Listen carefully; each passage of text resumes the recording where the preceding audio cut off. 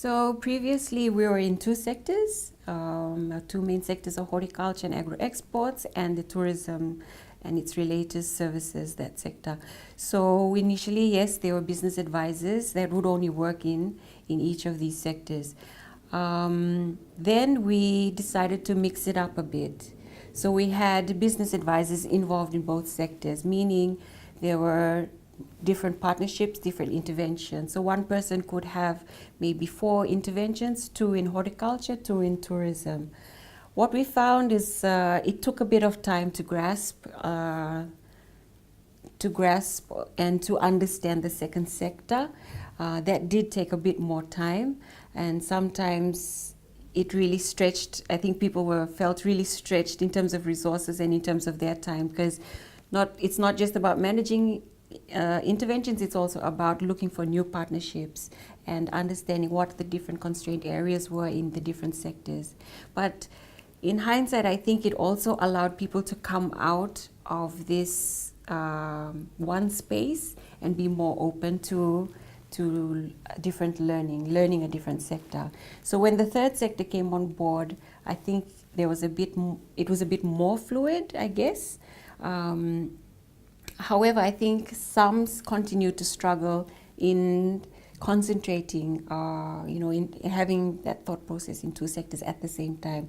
So what we've done is now we've sort of split. So while it was, we merged everyone together to work into two sectors, now we've sort of like gone back to sector focus with one or two interventions in a second sector. So yes, majority is in one sector, but there is some elements in the second sector. At the same time, there are cross-cutting themes. So we have gender focal people, we also have an environment focal person, and we also have a poverty focal person. So the cross still happens. I think it's just a bit manageable now.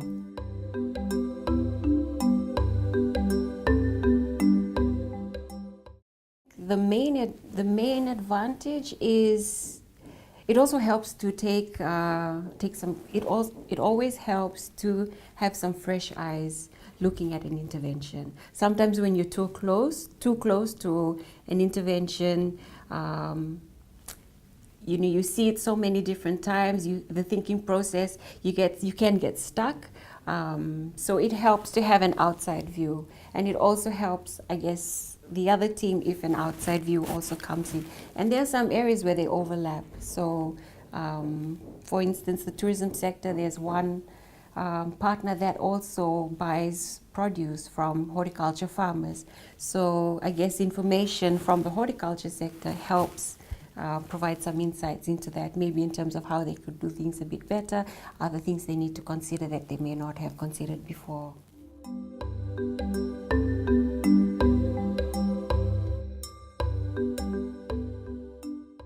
We have monthly meetings. We also have a cycle meeting every 6 months. So we have these formal meetings where everyone comes together in the meeting room, and we have a template that sort of describes where we are at.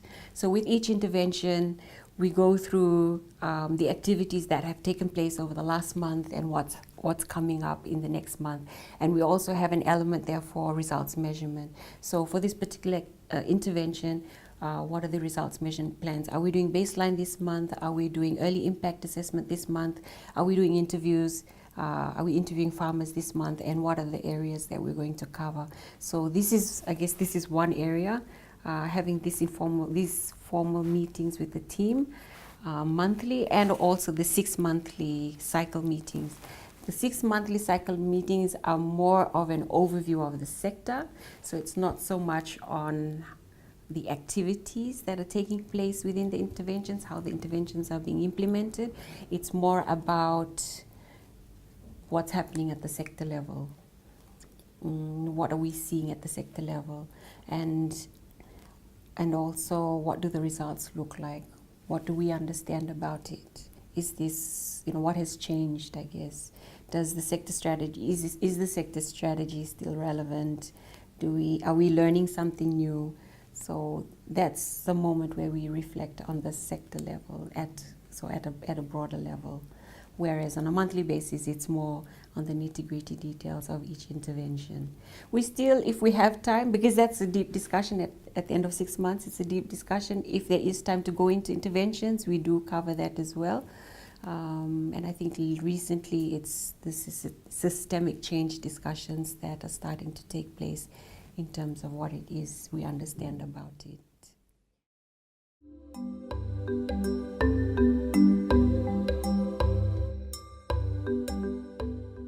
With our organization, we have a very open, a very open culture, in the sense that everyone is open to discussing and talking and sharing their ideas. And I think a lot of that has to do with the open space that we have here. We sit quite close together. Some people might find that too close, but yeah, we sit quite close together. And our desks, if you notice, we don't have workstations, and we don't have little like partitions between us. So really what's happening there, I guess, is everyone comes in and you're open to everyone else, and everyone is open to you. So you're able to just communicate at the same level. So I think you would notice how open we are with each other. And I think a lot of that also has to do with our culture in Fiji, how we talked. We're also friendly, and we talk to everyone openly, on the streets. Everyone says hello, everyone says bula. So I think some of that culture has trickled into the office as well. And a lot of it also has to do with how our managers also have an open door policy. So if anything we need, if there's an intervention we're stuck on, if we're not sure how to progress with the next meeting, if we're not sure about the sector strategy, or if there's something that we're stuck with in terms of gender or poverty. So it's very easy to come in and talk to Shiroz. It's very easy to go in and talk to Vicky or to the results measurement team. And likewise, they're always coming in and talking to us. So discussions are always happening, and it's the conversations are always flowing. And yes, you tend to get disturbed quite a bit, but I think we manage that in a very professional way, and yeah, we have a good time. So yes, it's very, I guess it's buzzing. I feel it's buzzing quite a bit in the office. When people are out on the field, it's really quiet, but when everyone's back in the office, you will feel the buzz, and people on phone calls, talking to partners, talking to farmers. It's really busy.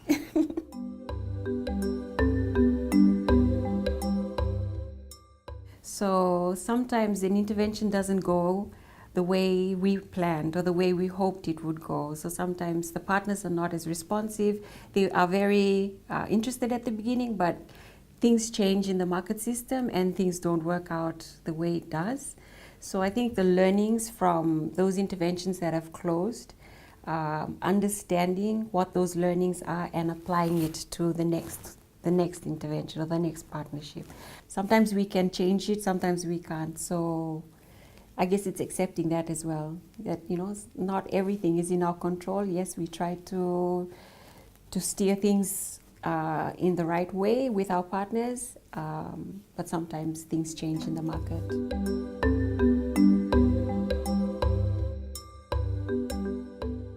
Having an open mind and always willing to learn. I think that's the most important thing.